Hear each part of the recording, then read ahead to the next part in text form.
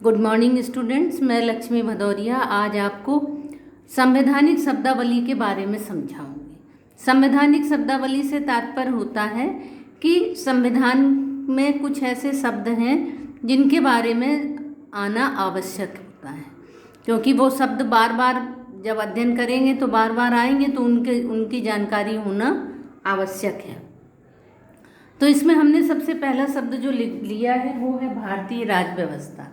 भारतीय राज्य व्यवस्था से तात्पर्य है कि इस पूरे देश में शासन संचालित करने के लिए जो व्यवस्थाएं की जाती हैं वो भारतीय राज्य व्यवस्था के अंतर्गत आती हैं।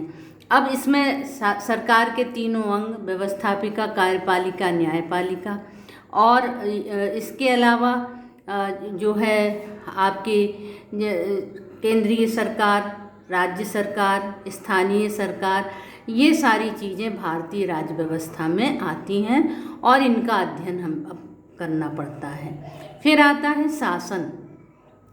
तो शासन से तात्पर्य होता है कि किसी भी देश की सरकार जो कार्य करती है उसे शासन कहते हैं। ये शासन, उसको क्या कहेंगे कि सरकार के द्वारा किए गए कार्य को शासन कहते हैं। सरकार जो नीतियाँ और योजनाएं बनाती है वो सब शासन के अंतर्गत आता है। फिर होता है प्रशासन। तो प्रशासन, सरकार जो नीतियाँ और योजनाएं बनाती है उनको क्रियान्वित करने के लिए जिन जिन संस्थाओं और इकाइयों की मदद ली जाती है या जिनके द्वारा ये सारे कार्य संपादित होते हैं उसे प्रशासन कहते हैं। तो इसमें आपकी सरकारें, केंद्रीय सरकार, प्रांतीय सरकार, पुलिस, नगर निगम और आपके ये जितने भी बड़े बड़े IAS अधिकारी होते हैं वो, और जितने छोटे से लेके बड़े सरकारी कर्मचारी, और ये सभी लोग प्रशासन के अंतर्गत आते हैं। तो शासन से तात्पर्य हुआ कि सरकार की नीतियाँ और योजनाएं, उनको क्रियान्वित जिन माध्यमों से कराया जाता है उसे प्रशासन कहते हैं। फिर आता है संविधान, जिसे कॉन्स्टिट्यूशन कहते हैं। तो संविधान से तात्पर्य होता है कि किसी भी देश का शासन जिन नियमों और कानूनों से चलाया जाता है उसे उस देश का संविधान कहते हैं।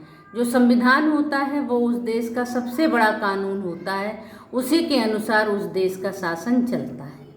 फिर आई संसद। संसद को पार्लियामेंट कहते हैं। तो पार्लियामेंट से तात्पर्य होता है कि वो स्थान जहाँ पर देश की जनता द्वारा प्रत्यक्ष या अप्रत्यक्ष रूप से चुने हुए प्रतिनिधि देश के लिए कानून बनाते हैं और जनता के हित के लिए नीतियों का निर्धारण करते हैं, उसे संसद कहते हैं। तो भारतीय संसद के 2 सदन हैं, एक लोकसभा और राज्यसभा। और फिर आता है अधिनियम।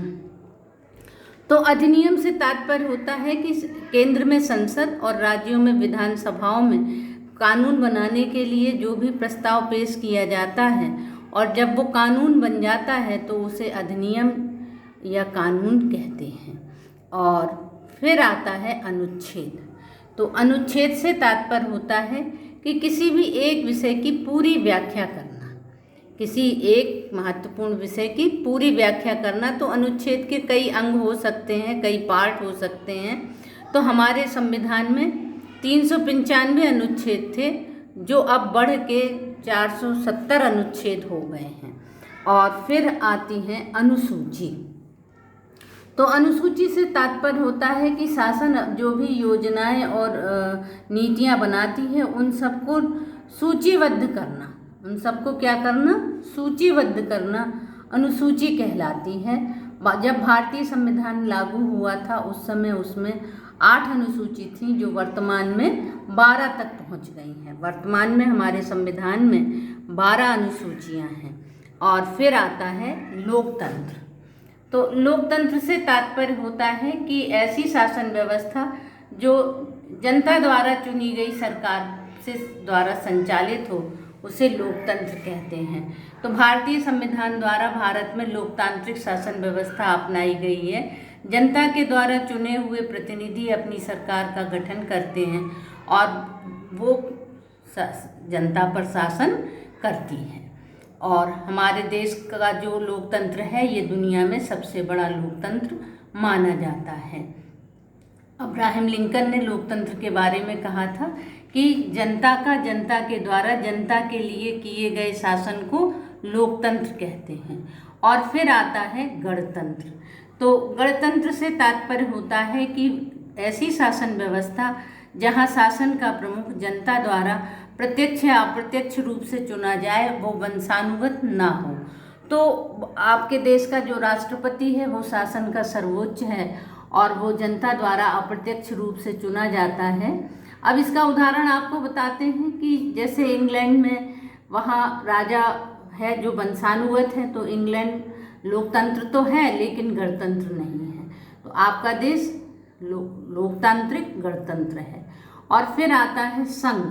तो संघ से तात्पर्य है कि हमारा देश 28 राज्य और 8 केंद्र शासित प्रदेशों का एक संघ है। भारतीय संविधान में ये स्पष्ट लिखा हुआ है कि भारत राज्यों का संघ है और भारत में 28 छोटे बड़े राज्य हैं और 8 केंद्र शासित प्रदेश हैं।